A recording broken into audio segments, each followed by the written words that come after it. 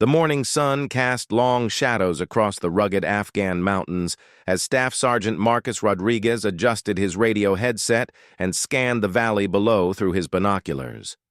His 6-man SEAL team had been inserted into this hostile territory 3 days ago with a critical mission: locate and capture a high-value Taliban commander known as the Ghost, who had been orchestrating deadly attacks on coalition forces. Rodriguez lowered his binoculars and looked at his team members scattered among the rocks. Petty Officer Jake Morrison was checking his sniper rifle for the 3rd time that morning, his weathered face showing the strain of sleepless nights.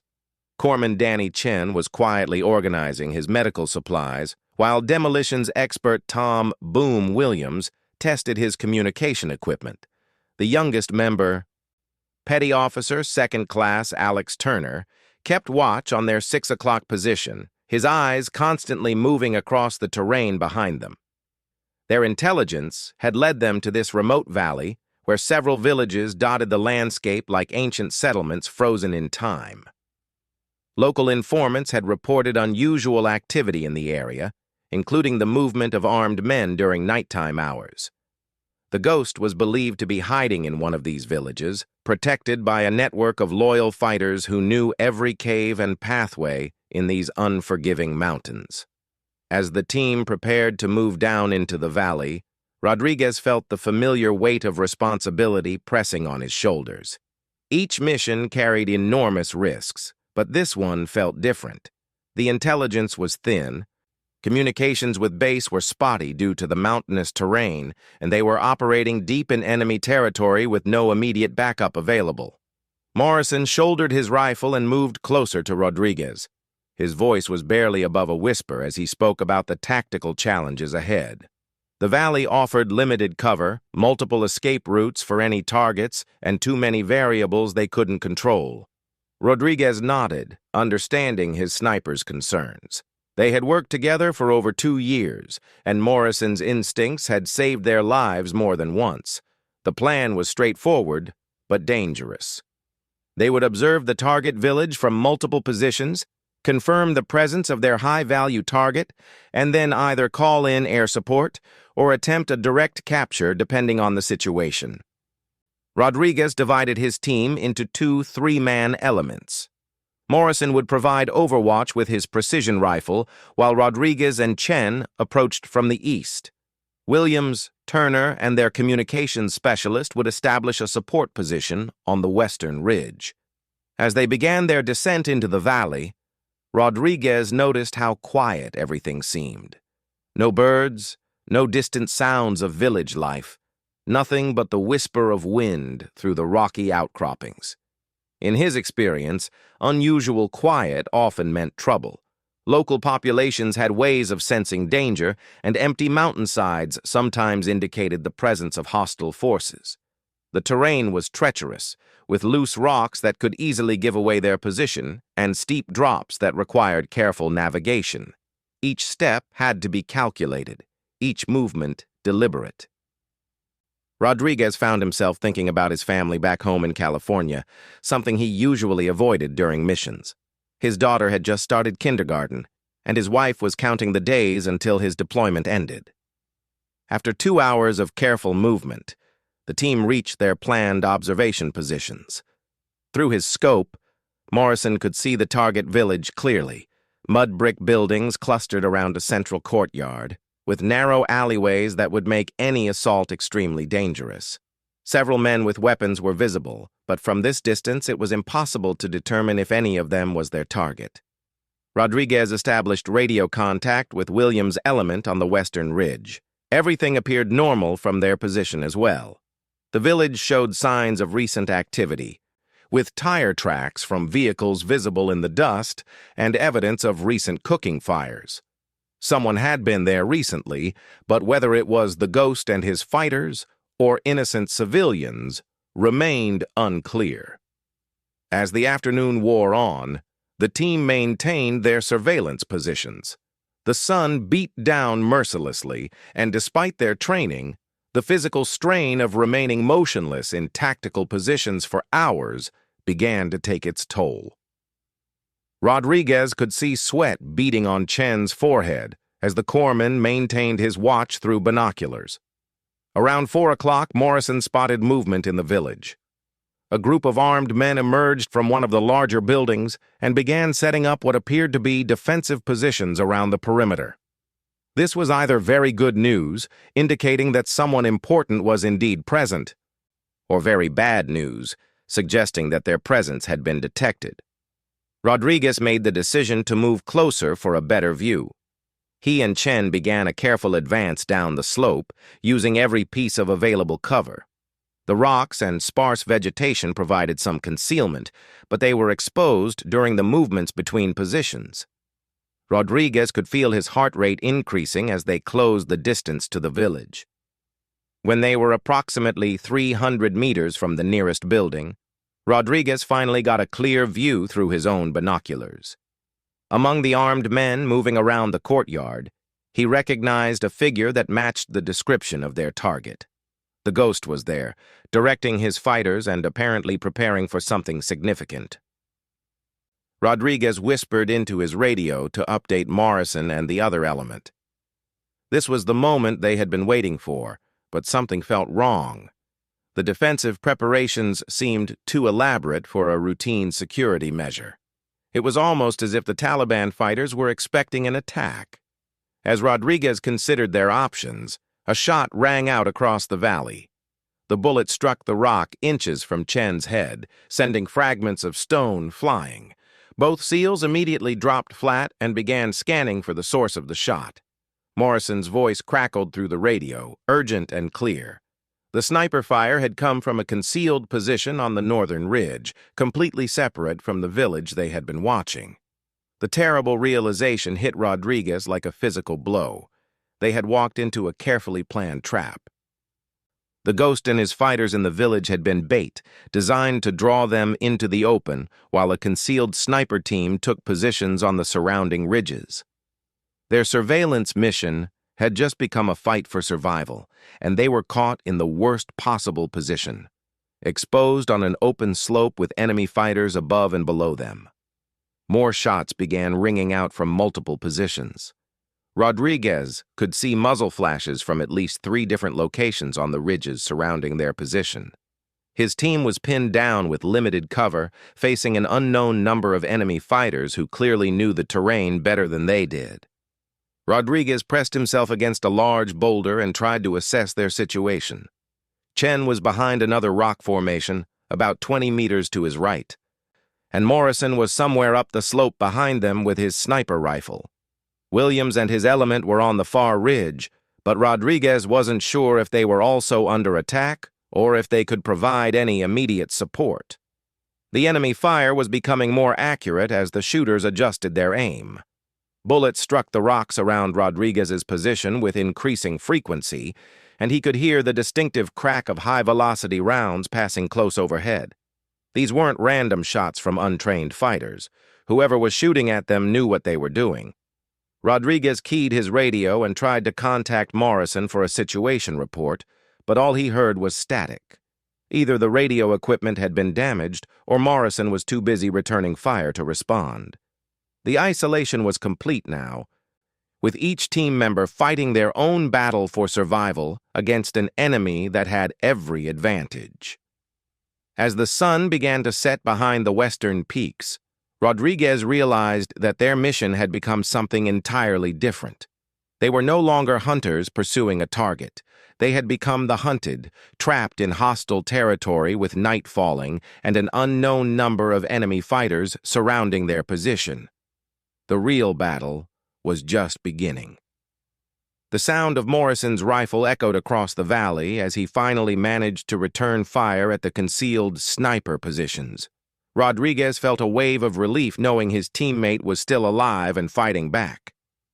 Through his earpiece, he heard Morrison's strained voice reporting that he had identified at least 2 sniper positions on the northern ridge and was engaging targets.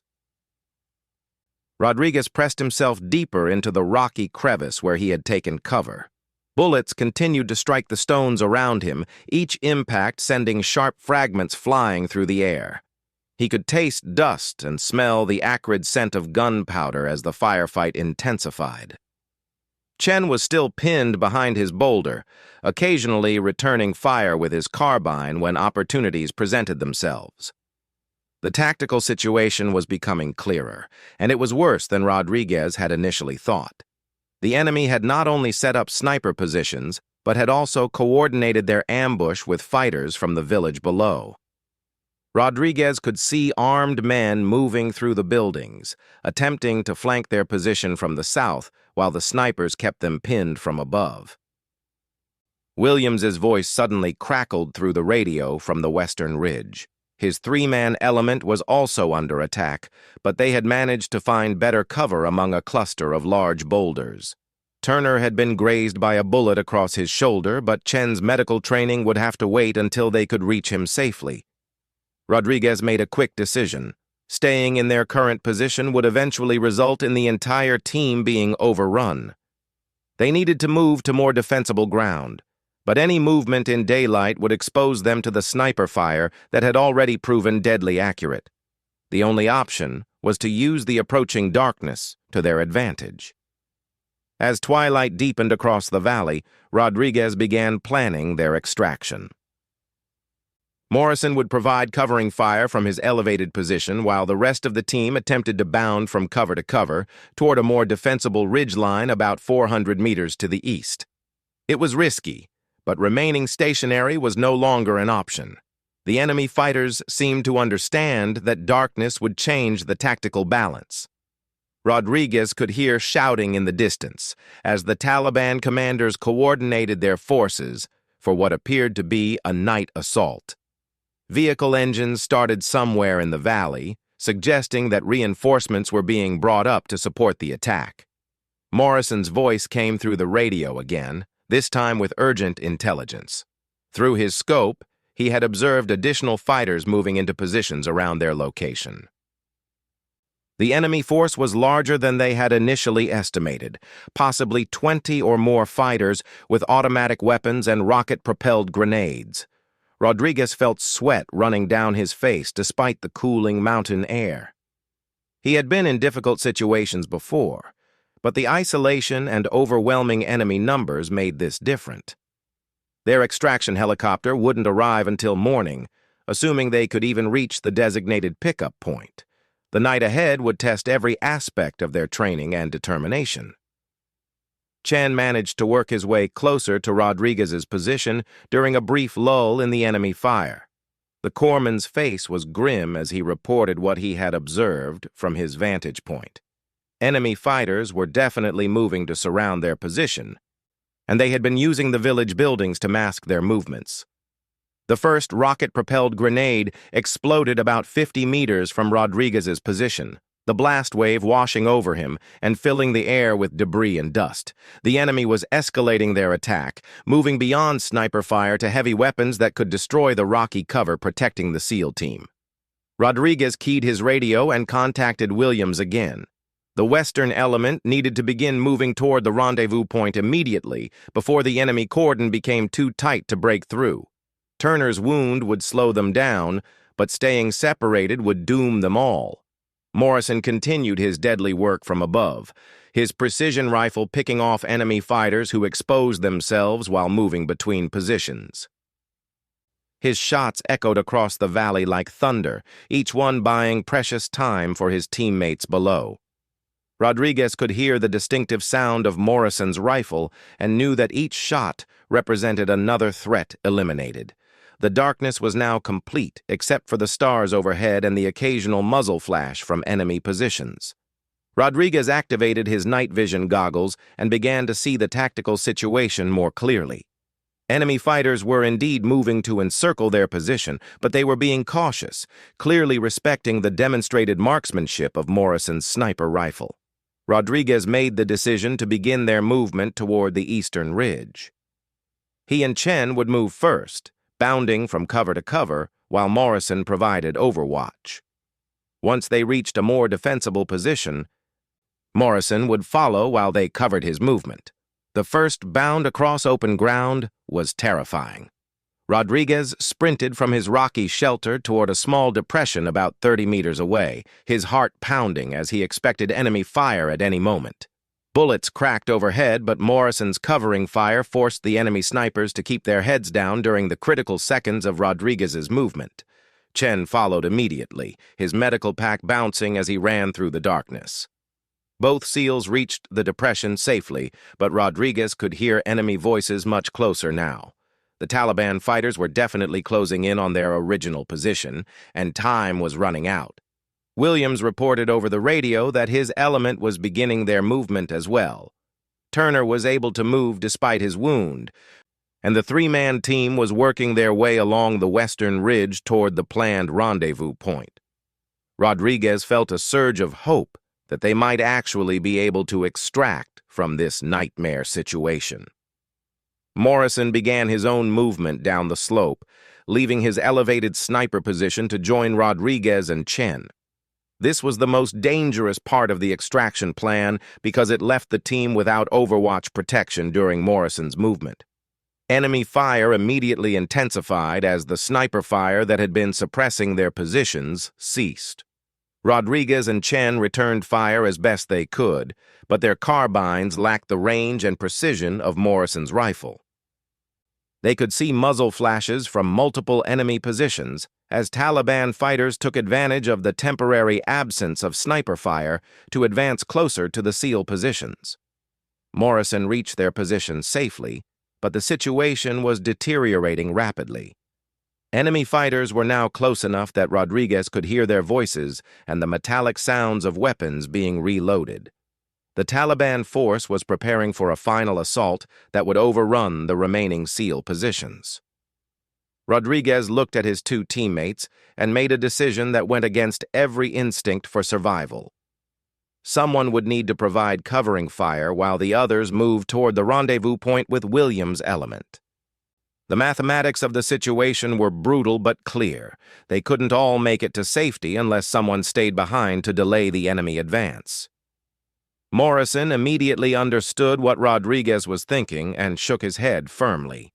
The sniper insisted that he should be the one to provide covering fire while the team leader and corpsman continued the extraction. Morrison's rifle had the range and accuracy needed to hold off the enemy advance for the critical minutes needed.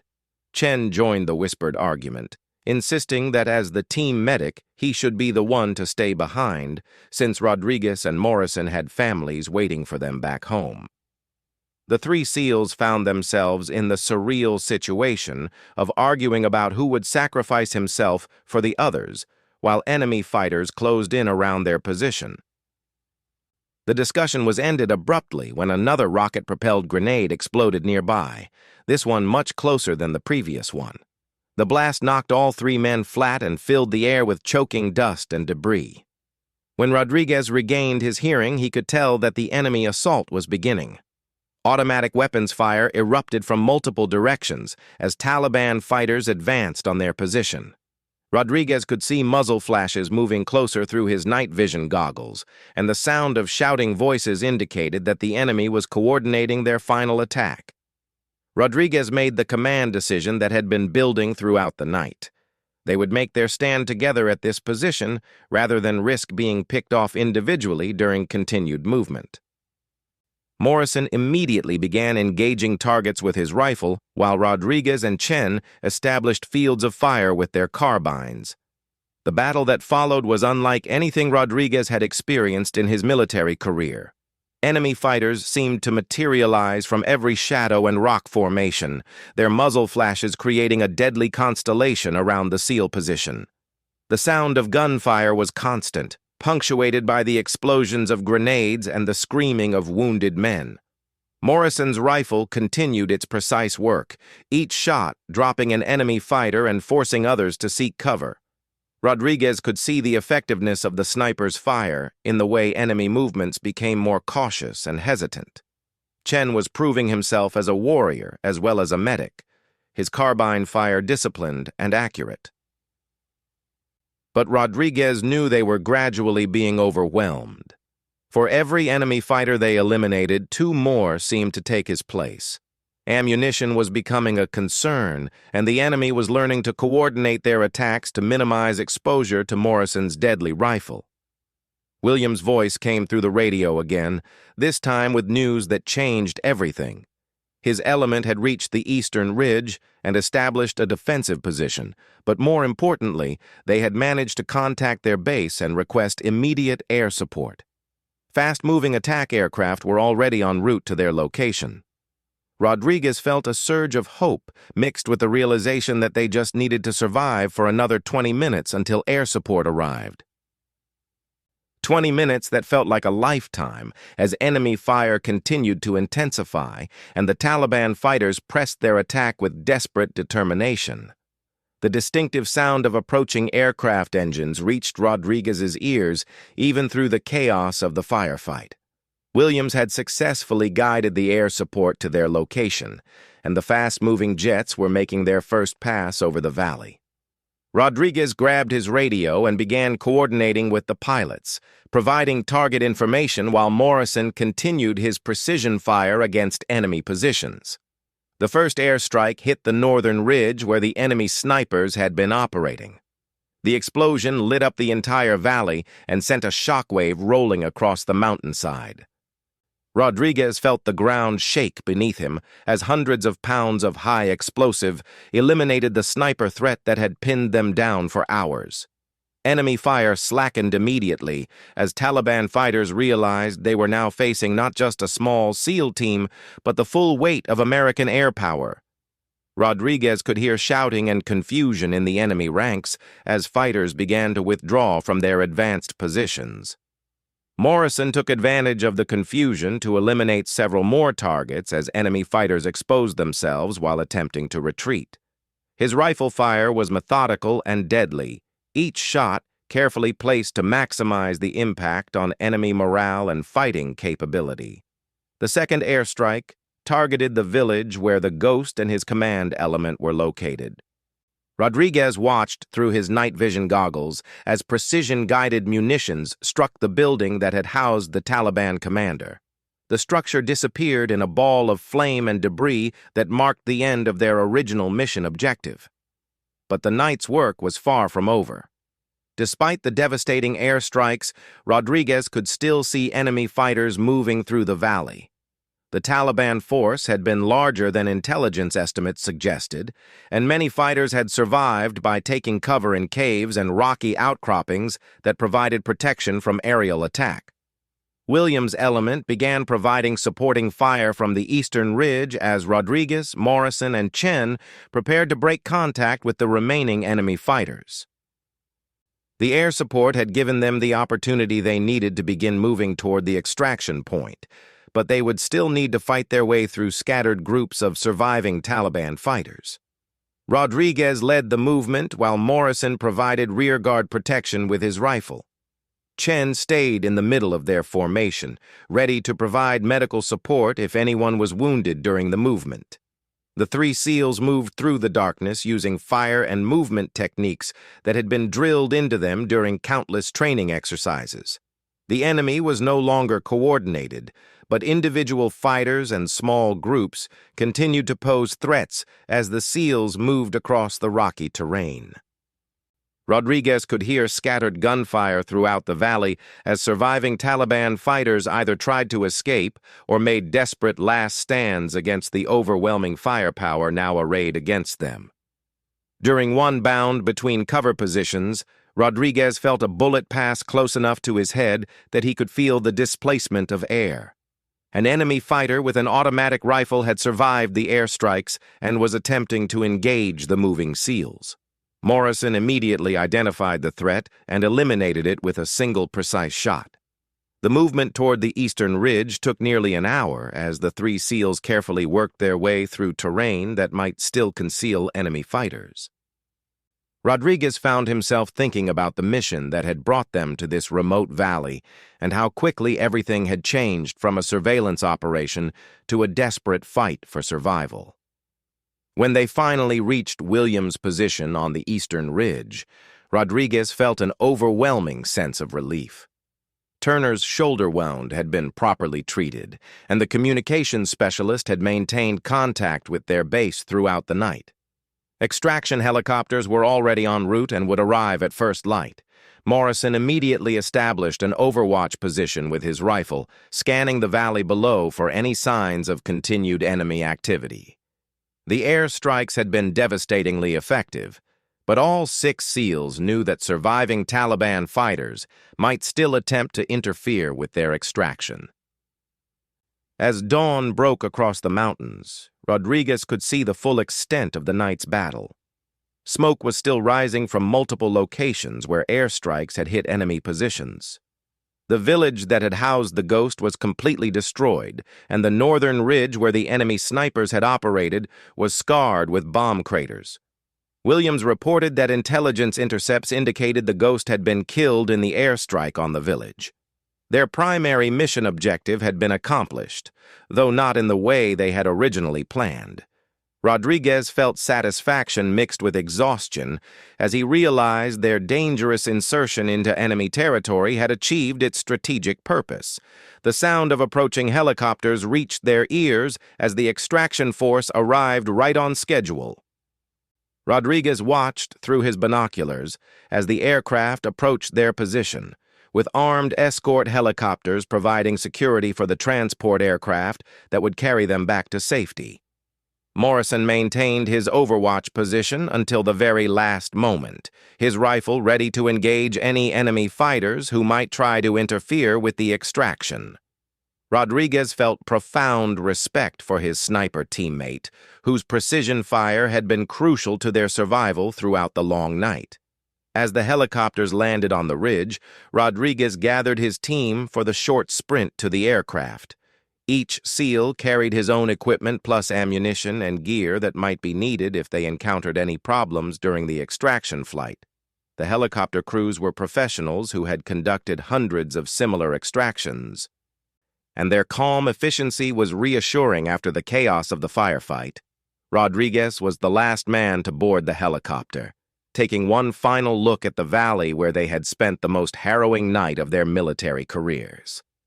The Taliban fighters who had planned such an elaborate ambush were either dead or scattered, and their command structure had been eliminated by precision airstrikes.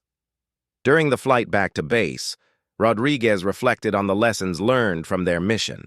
Intelligence had been incomplete regarding the size and sophistication of the enemy force, but their training and teamwork had enabled them to survive and accomplish their objectives. Each member of the team had performed with courage and skill when faced with overwhelming odds. Chen was already working on his after-action medical report, documenting Turner's wound and the treatment provided under combat conditions. Williams was debriefing with intelligence specialists via radio, providing detailed information about enemy positions and tactics that might be useful for future operations. Morrison sat quietly with his rifle, meticulously cleaning the weapon that had saved their lives multiple times throughout the night. Rodriguez knew that the sniper would be processing the events of the mission in his own way, analyzing each shot and considering how their tactics might be improved for future operations. As they approached their base, Rodriguez could see other teams preparing for their own missions. The war against Taliban forces would continue, with other SEALs taking on the dangerous work of hunting high-value targets in hostile territory. Rodriguez felt pride in knowing that his team had contributed to that larger effort. The helicopter touched down on the landing pad, and Rodriguez led his team through the post-mission procedures that would conclude their operation. Medical evaluations, equipment inspections, intelligence debriefings, and after-action reports would occupy the rest of their day. But Rodriguez also knew that within days or weeks, they would receive another mission requiring them to venture back into enemy territory.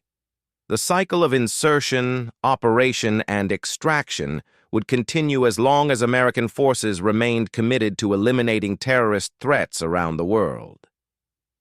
As he walked across the base toward the debriefing facility, Rodriguez thought about the phone call he would make to his wife that evening.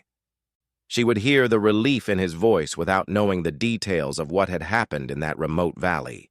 Some aspects of their work would always remain classified, but she would understand that he and his teammates had once again returned safely from a dangerous mission. The mission report would eventually work its way up the chain of command, contributing to the larger intelligence picture about Taliban operations and capabilities. Future SEAL teams would benefit from the lessons learned during their night-long battle, and improved tactics would emerge from their experience. Rodriguez paused at the entrance to the debriefing facility and looked back at his 5 teammates. Morrison was still carrying his sniper rifle, Turner was favoring his wounded shoulder, and the others showed the physical and mental fatigue of their ordeal. But they were alive, they were together, and they had accomplished their mission. The war would continue, and there would be other dangerous operations in hostile territory. But for now, they were safe, and Rodriguez felt the deep satisfaction that came from successfully completing one of the most challenging missions of his military career.